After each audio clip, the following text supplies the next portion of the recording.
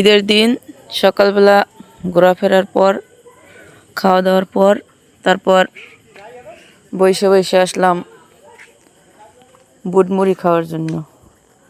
এটা ইফতারের ছিল, আগের দিনের খাওয়া হয় নাই। আসসালামু আলাইকুম এভরিওয়ান, সবাই কেমন আছেন? আলহামদুলিল্লাহ অনেক ভালো আছি। কারণ গ্রামের ভিডিও ভালো লাগে, কিন্তু কারণ কাজ হইবে কি, ভিডিও আপলোড করতে পারতেছি না, নেটে অনেক সমস্যা।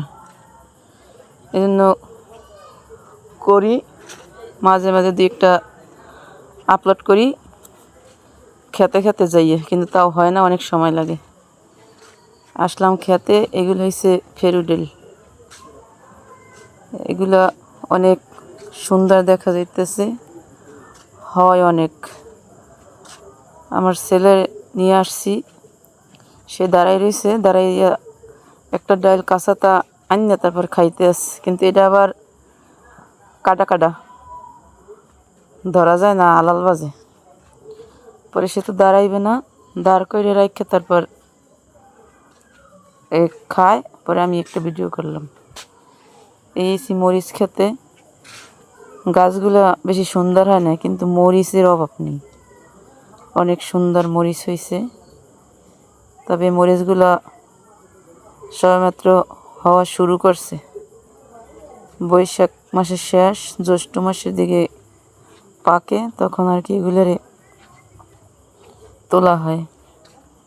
জ্যৈষ্ঠ মাস, আষাঢ় মাস পর্যন্ত বৃষ্টিতেও থাকে কাঁচামরিচ পাকা।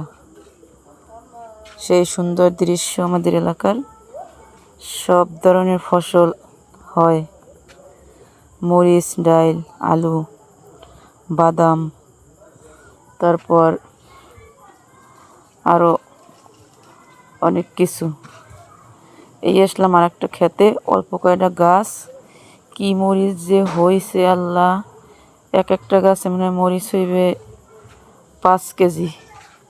পরে আমার ছেলেরে দাঁড় করে রাখছি, সে তো মরিচ তুলতেই আছে এক নাগারে। এগুলো হলো আমাদের ফুফতো ভাইয়ের ক্ষেত। পরে আমার তো মন চাইছে আমি এখনই সবগুলো তুললে ফেলাই। ওই যে পাকছে, এগুলো পাকাও ধরছে, অনেক আগে লাগাইছে, এই জন্য। ওই আমার ছেলে তুলতে আছে একটা একটা করে, আমারে দিতে আছে। 3 সাইডে সে তুললে ফেলাইছে। এগুলো হচ্ছে বেগুন ক্ষেত। দেখা যায় বেগুন নাই, কিন্তু নিচে অনেক বেগুন, চিকন চিকন বেগুন, পুরো ক্ষেতটা একবারে ভরা। এরা আমরা বিক্রি করছে শুরু থেকে, এখন এতে নাই, অল্প অল্প এখন আছে। কিন্তু আমি পাও দিয়ে জায়গায় দেখছি, অভাব নাই এতে। পরে এটা হচ্ছে মিষ্টি আলু ক্ষেত। আগে মিষ্টি আলু পুরো এলাকা জুড়ে হয়তো সবাই দিত, কিন্তু এখন দেয় না, কারণ এখন বেশি হয় না। পরে একটা ক্ষেত দেখছি, পরে আমি কই এখন মিষ্টি আলু তো উঠাইতে হবে।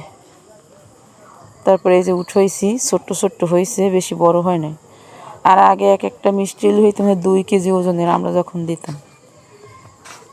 পরে আমার আর একটা উঠাইছি, কারণ কই আমার ছেলে যদি খায় আনি।